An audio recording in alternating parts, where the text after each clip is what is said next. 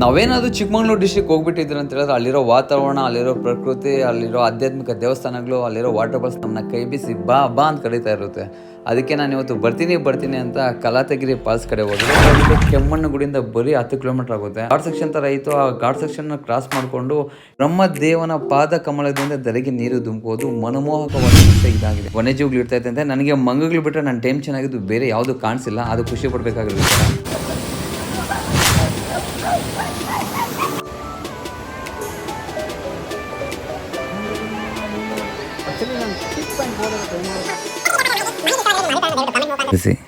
ಜೈ ಕರ್ನಾಟಕ ಮಾತೆ ಜೈ.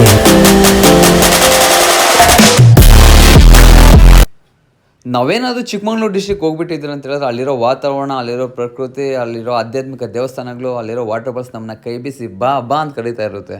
ಅದಕ್ಕೆ ನಾನು ಇವತ್ತು ಬರ್ತೀನಿ ಅಂತ ಕಲಾತಗಿರಿ ಫಾಲ್ಸ್ ಕಡೆ ಹೋಗಿದ್ರೆ ಅದ್ರ ಬಗ್ಗೆ ನಿಮಗೆ ಮಾಹಿತಿ ಈ ವಿಡಿಯೋದಲ್ಲಿ.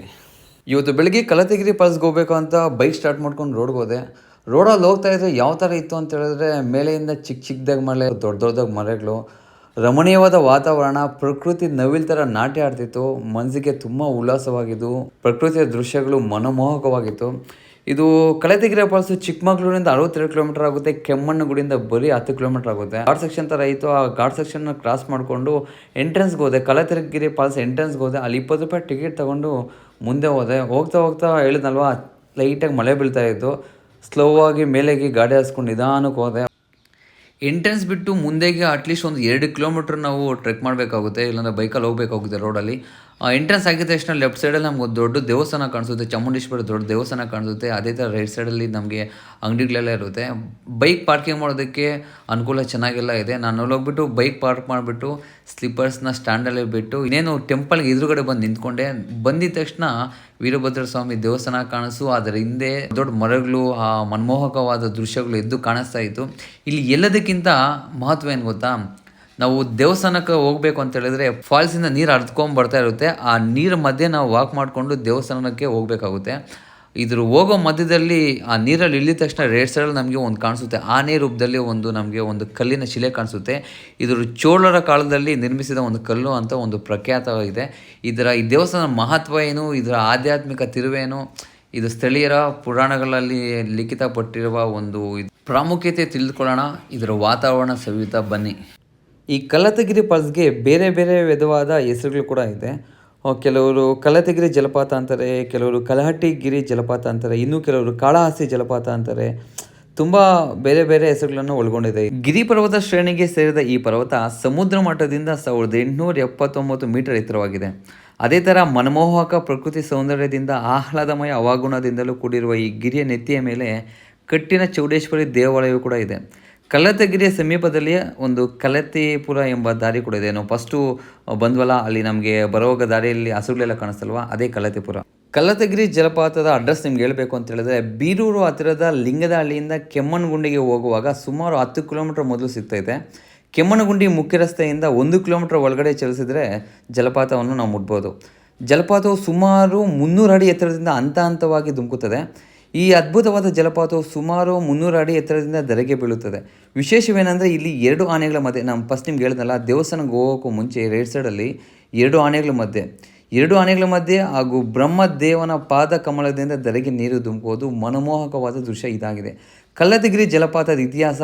ಜನಪ್ರಿಯ ಸ್ಥಳೀಯ ದಂತಕಥೆಯ ಪ್ರಕಾರ ಕಲಾತಗಿರಿ ಜಲಪಾತ ಸ್ಥಳವು ಪವಿತ್ರ ಸಂತ ಅಗಸ್ತ್ಯರ ಯಾತ್ರಾ ಸ್ಥಳವಾಗಿದ್ದು, ಅವರು ತಮ್ಮ ಸುತ್ತಾಟದ ಸಮಯದಲ್ಲಿ ಜಲಪಾತದ ಮೇಲೆ ಅವಕಾಶ ನೀಡಿದರು ಮತ್ತು ಕೆಲವು ತಿಂಗಳುಗಳ ಕಾಲ ಇಲ್ಲೇ ಇದ್ದರು. ಈ ಮೂಲಕ ತುಂಬ ಪ್ರಸಿದ್ಧವಾಗಿದೆ. ಈ ಜಲಪಾತವು ವಿಜಯನಗರ ಕಾಲದಲ್ಲಿ ನಿರ್ಮಿಸಲಾದ ವೀರಭದ್ರೇಶ್ವರ ದೇವಸ್ಥಾನವನ್ನು ಕೂಡ ಹೊಂದಿದೆ. ನಾನು ನಿಮಗೆ ಫಸ್ಟು ಎಂಟ್ರೆನ್ಸ್ ಆಗಿದ ತಕ್ಷಣ ಒಂದು ದೇವಸ್ಥಾನ ಕಾಣಿಸಲ್ವ, ಅದು ವೀರಭದ್ರೇಶ್ವರ ಸ್ವಾಮಿ ದೇವಸ್ಥಾನ ಆಗಿದೆ. 3 ಆನೆಗಳ ರಚನೆಯಿಂದ ನಿರ್ಮಿಸಲ್ಪಟ್ಟ ಈ ದೇವಾಲಯದ ಪ್ರವೇಶ ದ್ವಾರ ಇದಕ್ಕೆ ಸಾಕ್ಷಿ.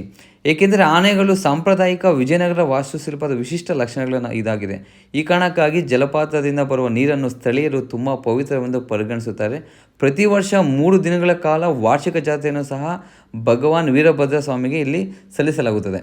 ನಿಮಗೆ ಮತ್ತೊಂದು ಇಂಪಾರ್ಟೆಂಟ್ ವಿಚಾರ ಹೇಳಬೇಕು ಅಂತ ಹೇಳಿದ್ರೆ, ಕಲ್ಲಟಿ ಜಲಪಾತವು ನಿಸರ್ಗಕ್ಕೆ ಒಂದು ಹೆಜ್ಜೆ ಹತ್ತಿರವಾಗುವಂತೆ ಹೇರಳವಾಗಿ ಹಚ್ಚ ಹಸಿರಿನಿಂದ ಕೂಡಿದೆ. ಬೆಟ್ಟಗಳಿಗೆ ಹೋಗುವಾಗ ದಾರಿಯಲ್ಲಿ ವೈವಿಧ್ಯಮಯವಾದ ಉಷ್ಣವಲಯದ ಮರಗಳು, ಪೊದೆಗಳು ಮತ್ತು ಬಳ್ಳಿಗಳ ಜೊತೆಗೆ ವಿವಿಧ ಏಲಕ್ಕಿ ಮರಗಳನ್ನು ಕೂಡ ಇಲ್ಲಿ ನಾವು ಕಾಣ್ಬೋದು. ಅದೇ ಥರ ಇಲ್ಲಿ ಪ್ರಾಣಿಗಳು ಕೂಡ ಇರ್ತಾಯಿತ್ತಂತೆ. ಆನೆಗಳು, ಕಾಡೆಮ್ಮೆಗಳು, ಜಿಂಕೆಗಳು, ಮಂಗಗಳು, ವನ್ಯಜೀವಿಗಳು ಇರ್ತಾಯಿತ್ತಂತೆ. ನನಗೆ ಮಂಗಗಳು ಬಿಟ್ಟರೆ ನನ್ನ ಟೈಮ್ ಚೆನ್ನಾಗಿದ್ದು ಬೇರೆ ಯಾವುದೂ ಕಾಣಿಸಿಲ್ಲ. ಅದು ಖುಷಿ ಪಡಬೇಕಾಗಿರೋ ವಿಚಾರ.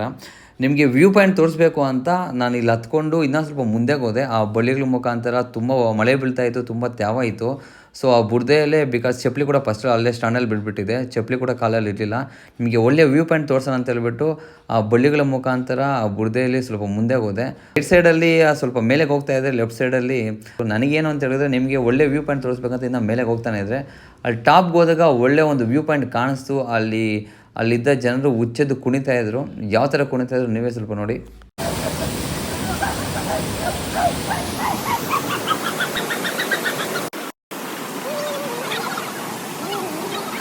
ಸ್ಥಳೀಯರು ಈ ಜಲಪಾತದಿಂದ ಬರೋ ನೀರನ್ನು ಯಾಕಪ್ಪ ಇಷ್ಟು ಪವಿತ್ರ ಎಂದು ಪರಿಗಣಿಸ್ತಾರೆ ಅಂದರೆ, ಈ ದೇವಾಲಯವನ್ನು ಸಂಗಮ ರಾಜವಂಶದ 6ನೇ ದೊರೆ ಕೃಷ್ಣದೇವರಾಜ ಅವರು ನಿರ್ಮಿಸಿದ್ದಾರೆ.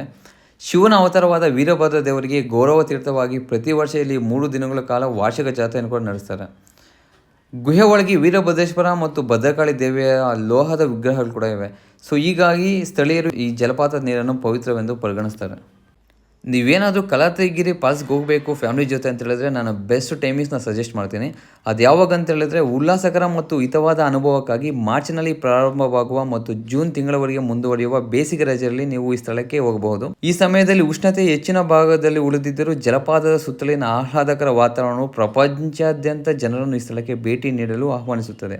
ಮತ್ತು ಕಲ್ಲಟ್ಟಿ ಜಲಪಾತದಲ್ಲಿ ಸುಂದರವಾದ ಸಂಜೆಗಳು ಪ್ರತಿಯೊಬ್ಬರೂ ಅದರ ಮಾಯಾಜಾಲದಲ್ಲಿ ಕಳೆದು ಹೋಗುವಂತೆ ಮಾಡುತ್ತದೆ. ಅದನ್ನು ಪದಗಳಲ್ಲಿ ವಿವರಿಸಲು ತುಂಬ ಕಷ್ಟ ನಿಜವಾಗ್ಲೂ. ಇದಿಷ್ಟು ಕಲತಗಿರಿ ಜಲಪಾತದ ಮಾಹಿತಿ ಇಷ್ಟವಾದಲ್ಲಿ ನಿಮ್ಮ ಅಭಿಪ್ರಾಯವನ್ನು ದಯವಿಟ್ಟು ಕಾಮೆಂಟ್ ಮುಖಾಂತರ ತಿಳಿಸಿ. ಸಬ್ಸ್ಕ್ರೈಬ್ ಮಾಡೋದನ್ನು ಮರಿಬೇಡಿ, ಲೈಕ್ ಮಾಡಿ, ಶೇರ್ ಮಾಡಿ. ಮತ್ತೊಂದು ಬಾರಿ ನಿಮ್ಮ ಹತ್ರ ಹೇಳ್ಕೊತಾ ಇದ್ದೀನಿ, ನಾನು ಯೂಟ್ಯೂಬ್ಗೆ ಹೊಸದಾಗಿ ಎಂಟ್ರಿ ಕೊಟ್ಟಿದ್ದೀನಿ. ಕೆಲವೊಂದು ತಪ್ಪುಗಳಾಗ್ಬೋದು, ದಯವಿಟ್ಟು ಅದನ್ನು ಸ್ವಲ್ಪ ಸಹಿಸ್ಕೊಂಡು ಮುಂದೆ ಈ ಥರ ತಪ್ಪುಗಳಾಗಲ್ಲ, ಮುಂದಿನ ವೀಡಿಯೋಸಲ್ಲಿ ಎಲ್ಲ ಸರಿ ಮಾಡ್ಕೊಳ್ತೀನಿ ಅಂತ ಹೇಳುತ್ತಾ ಟೇಕ್ ಕೇರ್, ಬಾಯ್. ಸಪೋರ್ಟ್ ಮಾಡೋದನ್ನು ಮಾತ್ರ ಮರಿಬೇಡಿ.